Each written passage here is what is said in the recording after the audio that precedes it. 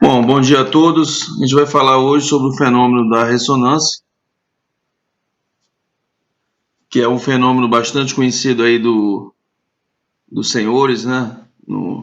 Talvez você já tenha ouvido falar da ressonância de uma ponte, quando tem um pelotão marchando sobre ela, a ponte começa a vibrar numa determinada frequência, né? E a gente vai aplicar esse conceito agora em circuitos elétricos, tá bom? Vamos entender quando é que acontece essa ressonância em circuitos elétricos. Vocês estão lembrados do circuito LC oscilante? Quem está lembrado aí? Eu já deletou tudo aí da última matéria, né? Bom, esse circuito, ele vibrava, né? Ele vibrava numa frequência de ressonância, ômega igual a 1 sobre raiz de LC. Você lembra que ele tinha que ter uma energia inicial e que havia uma troca de energia entre o capacitor e o indutor? Pois é. Então, nós iremos usar parte do que aprendemos nesse circuito, né? Em especial a frequência do circuito LC, que é 1 sobre raiz de LC, tá bom? Então, quando é que acontece a ressonância em circuitos elétricos? Vamos falar aqui do circuito RLC série, né? Quando é que acontece o fenômeno da ressonância? É um fenômeno bastante simples, fácil de entender, não tem muito mistério. Quando a frequência da fonte, ômega 1, a frequência da fonte, foi igual à frequência do circuito LC, ó, que é 1 sobre raiz de LC. Quando a frequência da fonte foi igual à frequência do circuito LC, eu digo que aconteceu ou está acontecendo o fenômeno da ressonância. Fenômeno semelhante, né? Análogo ao som vibrando em taças de cristais, né? Aquele fenômeno que eu falei no início. De algum modo vocês tenham estudado isso aí no ensino médio.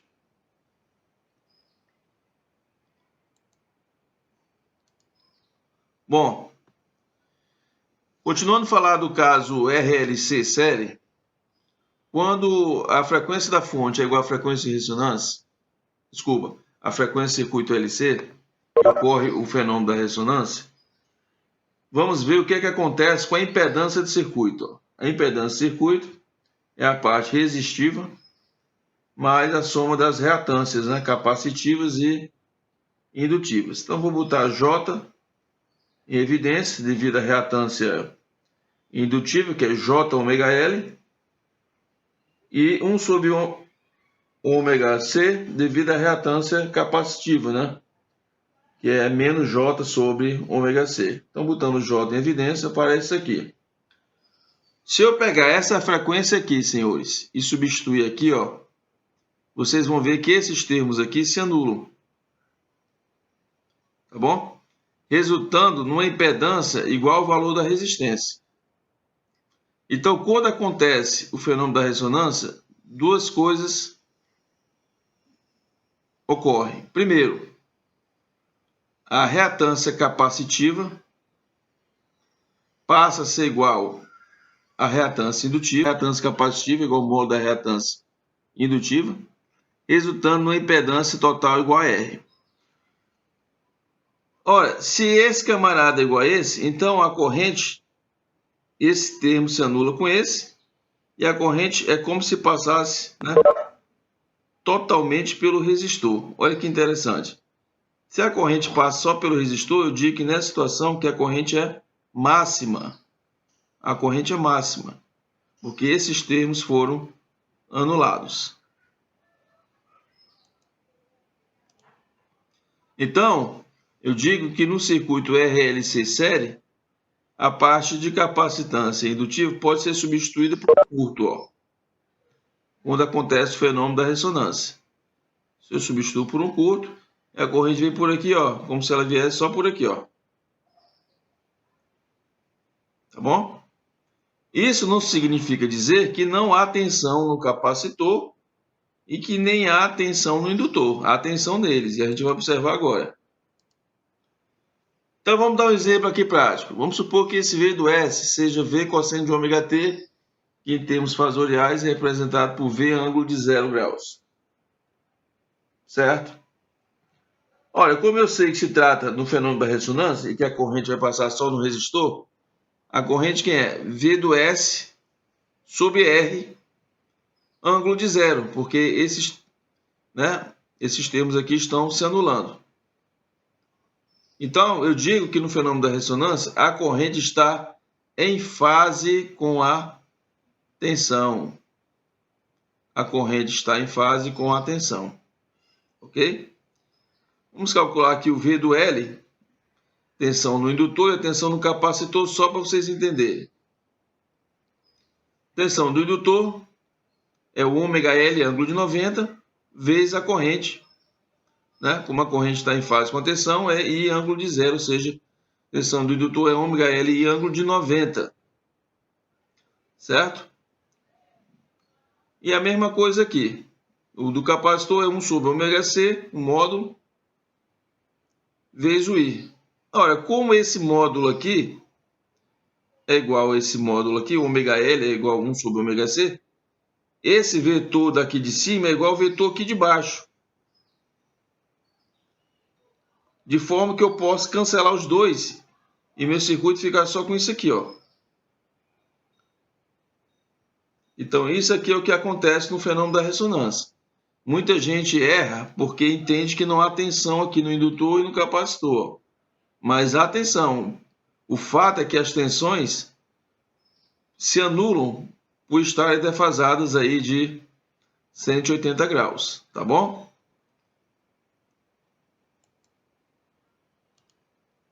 Entendido o caso série? Então, alguém ficou com alguma dúvida no caso série? RLC série? Por favor, pode falar nesse momento. Não, senhor, comandante. Obrigado. Então, vamos entrar aqui no caso da ressonância paralelo.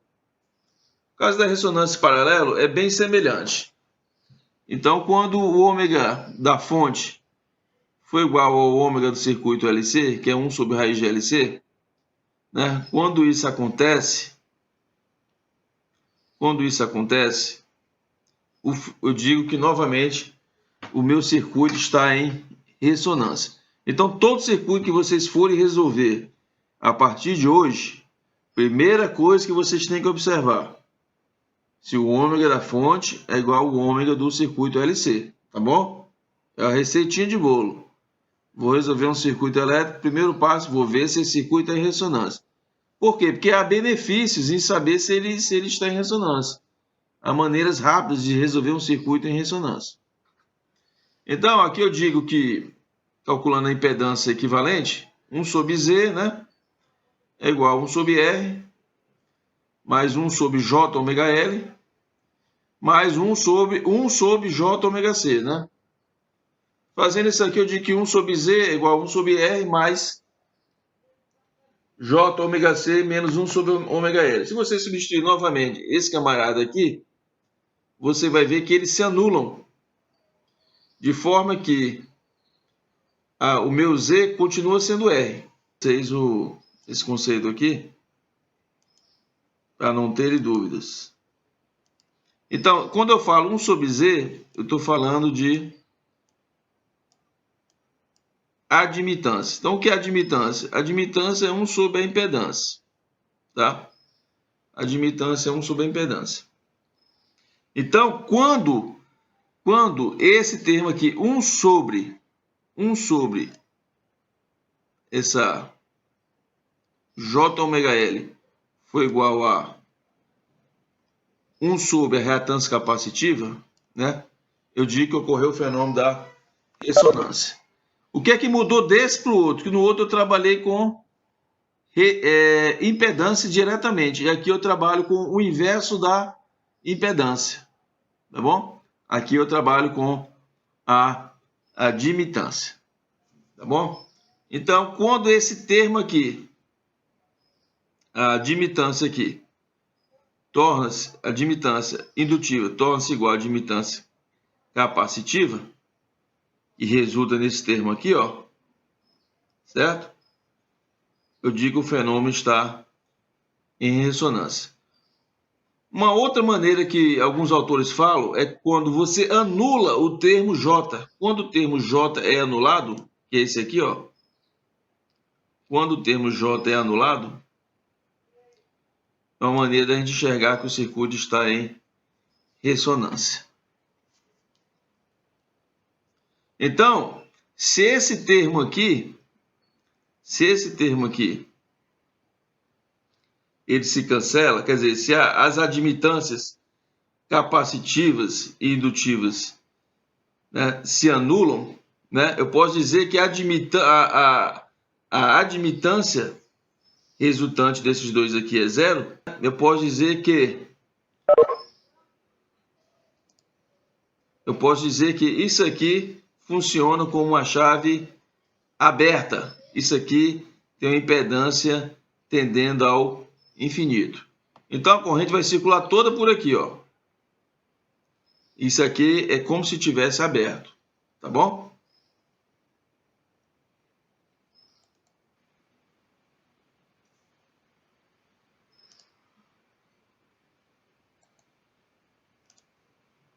Bom, um resumo disso, eu posso dizer o seguinte: circuito RLC série em ressonância.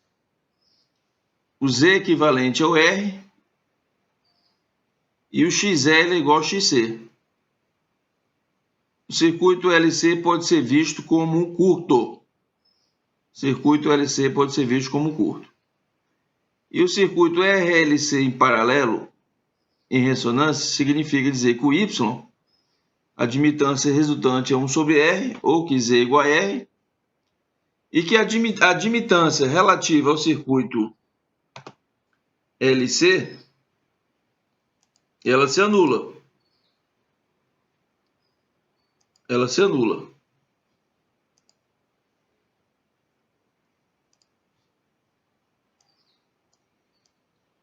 Olha, se ela se anula, o Z tende a infinito, né? Já que a admitância, mais uma vez, é 1 sobre o Z. Se isso aqui tende a zero, é porque isso aqui tende a infinito. Tá bom? Vamos fazer um exemplo prático aqui para ver se a gente está entendendo o que está sendo falado. Eu tenho uma fonte aqui que ele tem uma frequência angular de 5 radianos por segundo. E eu tenho que ver se a frequência desse meu circuito LC é de 5 radianos por segundo. Então, o ômega LC é 1 sobre a raiz de LC, que é 1 sobre 0,2 vezes 0,2, que dá 5 radianos por segundo. Ó. Então, o ômega do circuito LC é igual ao ômega da fonte. Então, o circuito está em ressonância. Se o circuito está em ressonância, eu posso substituí-lo por... Aí eu tenho que ver, ó. É LC série ou é LC paralelo? É LC paralelo, né?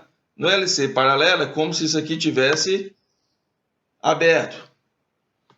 Aí, didaticamente, eu representei a reatância equivalente por um Z equivalente. Abri aqui porque eu sei que não passa corrente por ele e que aqui é minha tensão do capacitor ou do indutor, porque eles estão em paralelo. Então, essa tensão aqui vai ser a mesma. Ó. Tá bom? Então, a tensão do capacitor quem é? É a mesma tensão da fonte, porque não passa corrente pelo circuito.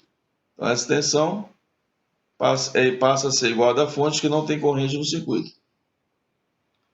Tá bom? Bom, nesse segundo momento da aula, nós já entendemos o fenômeno da ressonância, os circuitos RLC série e RLC paralelo. E vamos agora, caminhando agora, para tentar traçar o gráfico da impedância versus a frequência angular, o ômega. Então, eu vou fazer aqui o caso, né? Eu fiz aqui o caso do RLC série e vou deixar como exercício para os senhores fazer o caso do RLC paralelo, tá bom? Então, o Z do ômega é o R mais a reatância indutiva mais a reatância capacitiva, né? Observe que o Z do ômega depende de três termos: do R, que é uma constante, do ômega L, onde o ômega está variando, e de 1 sobre ômega C. Note que para altas frequências, sei lá, chuta um valor aí, 10 kHz, né? 10 kHz. Você vê que o ômega vai ser muito grande, de tal forma que 1 sobre, sei lá, 10 kHz, 10 mil, né? Ômega, né? 2πf. Então, 2π vezes 10 mil, 2π vezes 10 mil, deixa eu ver se eu, aqui, cadê?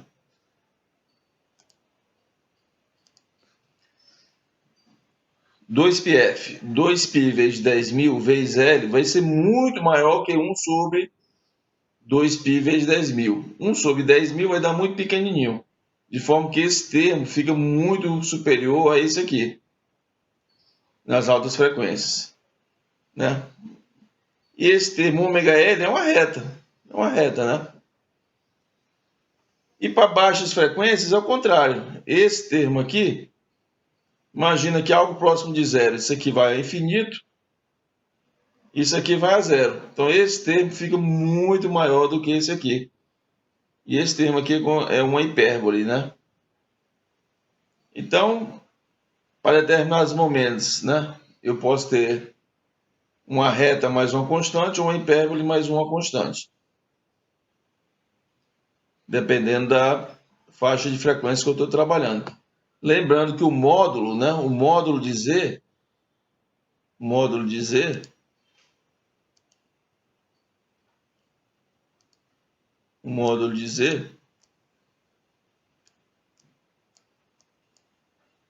ele é a raiz quadrada, né? Do R ao quadrado, não é isso? Mais ômega L menos 1 sobre ômega C. Esse aqui é o módulo do L, é o que eu quero o gráfico que nós vamos ver, né? Nós vamos ver o gráfico desse camarada aqui variando com essa frequência angular aqui, ômega. Tá bom? O que é que vai acontecer na frequência de ressonância? Esse termo aqui vai se anular, né? Esse termo se anula. E o módulo Z vai ser R ao quadrado, que esse vai ser a própria resistência. Tá bom? Então vamos ver o gráfico. Então, esse aqui é o gráfico.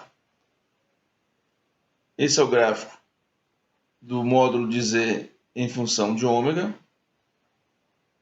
Esse aqui é o gráfico. E essas aqui são assíntotas, né? Só para vocês entenderem como é que o gráfico é construído. Então, peguei aqui uma frequência de ressonância de 4.000 radianos por segundo. Observe, quando ele é a frequência é 4.000 radianos por segundo, se botasse o gráfico assim e dissesse assim, qual o valor de R do circuito RLC série? Alguém poderia me dizer qual o valor de R do circuito RLC série? O valor de R seria, tá aqui, ó, impedância Z do ômega, 10 ohms. Esse valor aqui, né, quando o ômega atinge a frequência de 4.000 radianos por segundo, é o valor do R, ó. Pelo gráfico dá para tirar. Observe que à medida que a frequência sobe da frequência de ressonância, ela está tendendo a quê? Tendendo a infinito. E para cá ela tende aonde? Tende a infinito também. Tá? Observe que para frequências maiores que a frequência de ressonância, ó, que o gráfico aqui acompanha quem? Aqui, ó, o ômega L, ó. Esse aqui é o ômega L. Esse aqui é o ômega L. Então o gráfico acompanha aqui o ômega L. Por quê? Porque a gente já viu que para frequências muito altas, a reatância capacitiva, que é 1 sobre ômega C, ela vai ficar pequena em relação ao ômega L. Tá bom? Principalmente quando no módulo lá tem o quadrado, né?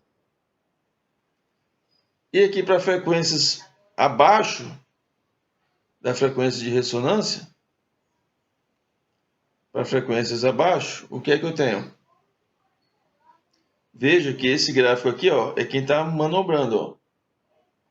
Tá vendo aqui, ó? Quem dá a voga é esse gráfico aqui, que é aquela forma de onda lá aquela curva lá da reatância capacitiva, aquela hipérbole lá da reatância capacitiva.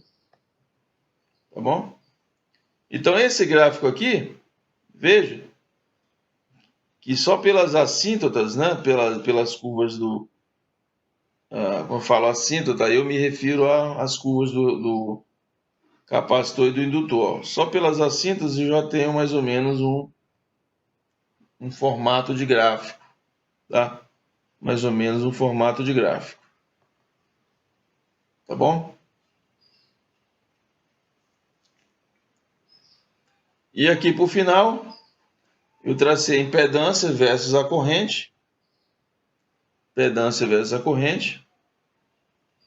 Em que, observe que quando a frequência é 4.000 radianos por segundo, a minha corrente é máxima. Por quê? Porque é aquilo que eu já expliquei. Que a corrente está passando toda pelo resistor. Então, quando a impedância vai para infinito, a corrente vai para zero.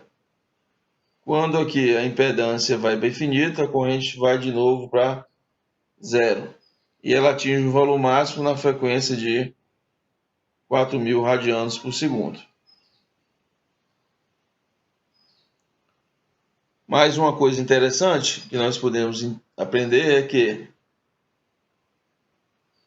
nas altas frequências, né, aí aqui não precisa ninguém estar decorando nada. É só eu colocar aqui do lado, ó, XC, que é 1 sobre ômega C.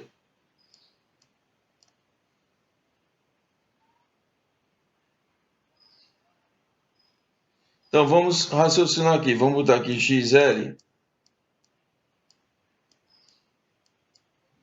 que é ômega L. Vamos observar o seguinte, que quando o XC, vamos observar aqui, ó, altas frequências.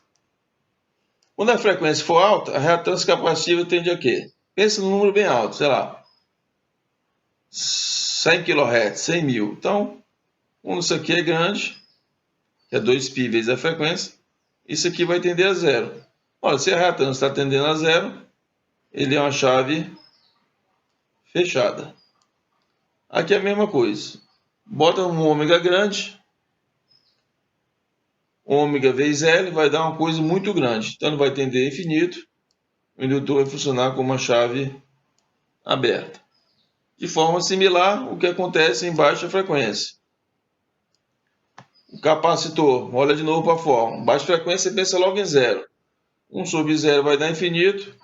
Capacitor é uma chave aberta.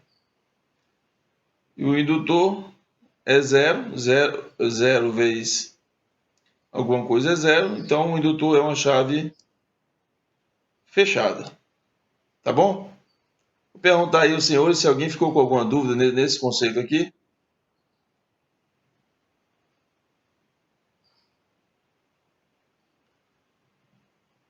Bom, então estamos praticamente encerrando a aula. Vou terminar a aula com um ponto de reflexão. E a gente volta logo em seguida para usar para a gente fazer alguns exercícios. Então, coloquei aqui que um vírus de 0,02 micrômetros é capaz de matar um ser humano no período de 7 a 14 dias. Porém, um Deus eterno e imenso, um Deus infinito, é capaz de salvar eternamente esse mesmo ser humano e até mesmo curá-lo em segundos, segundo a sua vontade. Então, nesse momento aí que o país está passando, né, a gente possa olhar mais para um Deus imenso do que para um vírus pequeno. Tá bom, senhores? Então,